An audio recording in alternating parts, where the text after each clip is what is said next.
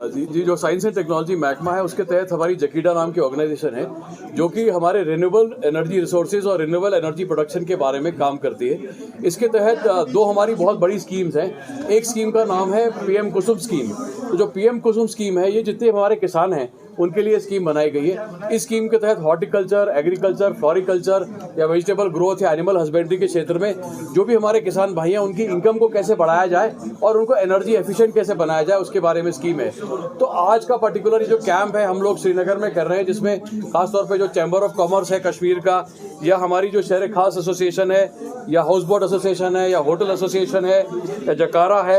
ये जितनी भी इंपॉर्टेंट एसोसिएशन है सबके साथ आज हमने बैठ के एक बहुत अच्छा एक इजलास किया। हमारा पर्पस था कि इनको इसकी गाइडलाइंस के बारे में बताया जाए और ज़्यादा से ज़्यादा जो भाई हैं हमारे इसका बेनिफिट ले पाए। आपको पता है जो हमारी पीएम कुसुम से जो भी हमारे एग्रीकल्चर क्षेत्र है जहाँ पर अश्योर्ड इरिगेशन की रिक्वायरमेंट है, खासतौर पे जो कश्मीर का जो एप्पल हॉर्टिकल्चर बेल्ट है या हमारा वेजिटेबल बेल्ट है या जो हमारा करेवा बेल्ट है जहाँ पर पानी की काफ़ी किल्लत रहती है, तो हमारे जितने भी फार्मर्स हैं वो ये इमीडिएटली लगा सकते हैं। तो आज जितने भी हमारी एसोसिएशन के मेंबर्स थे सबको ये इसकी गाइडलाइन को सबने पसंद किया और इस बात को भी अप्रिशिएट किया कि 80% सब्सिडी स्कीम है और सिर्फ 20% जो है वो आसामी को देना है। उसके अंदर भी जो एक एसोसिएशन को मैंने ये अवेयर कराया कि जो जम्मू कश्मीर बैंक है वो जो बाकी रिमेनिंग 20% अमाउंट है उसको भी वो किसान क्रेडिट कार्ड पे सब्सिडाइज रेट पे देने को अवेलेबल है।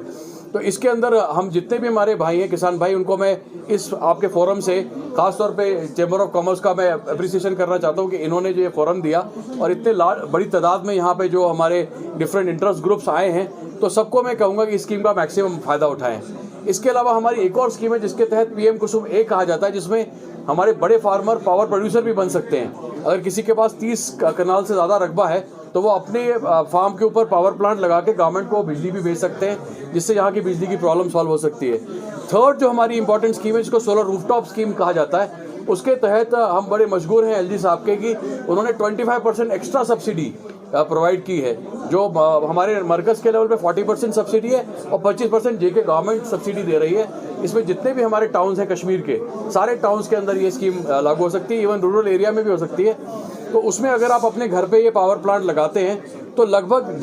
2 से 2.5 साल के अंदर आपकी सारा जो बिजली का जो बिल है वो इसमें कवर हो जाएगा और अगले ऑलमोस्ट 35 ईयर्स के लिए आपके पास ये एक अच्छा इन्वेस्टमेंट रहेगा। दूसरा सबसे बड़ा इंपॉर्टेंट इसका फ़ायदा है कि आप एक तरह से इंडिपेंडेंट खुद मुख्तार होते हैं इलेक्ट्रिसिटी में, और जो ग्रिड में हमारी फ्रीक्वेंसी है, कई बार आप देखते हैं कि विंटर में वोल्टेज डाउन हो जाता है या परेशानी आती है, वो भी इस पर इम्पैक्ट नहीं होगा। तो ये दोनों बड़ी अच्छी स्कीम है। इसमें अगर हमारी जो चैम्बर्स ऑफ कॉमर्स ने जो एक प्लेटफॉर्म दिया है, इनका एक और डिमांड ये भी रही कि ये चाहते हैं कि फंक्शनल जहाँ प्लांट फंक्शनल है उसको भी ये देखना चाहते हैं और साथ में मैन्युफैक्चरिंग एंड असेंबली ऑफ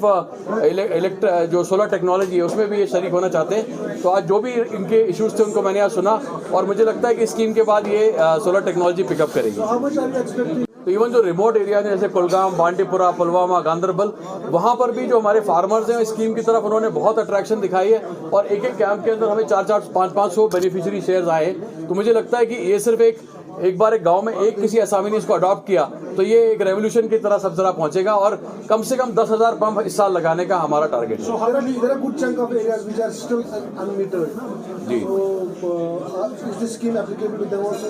जी जब भी आप इस स्कीम को आप लागू करेंगे तो ऑटोमेटिकली नेट मीटर आपके घर में लगेगा और नेट मीटर का ये फायदा रहेगा कि जो बिजली आप बनाएंगे उसका आपको क्रेडिट मिलेगा और जो बिजली आप कंज्यूम करेंगे वो उसका ऑफसेट मिलेगा।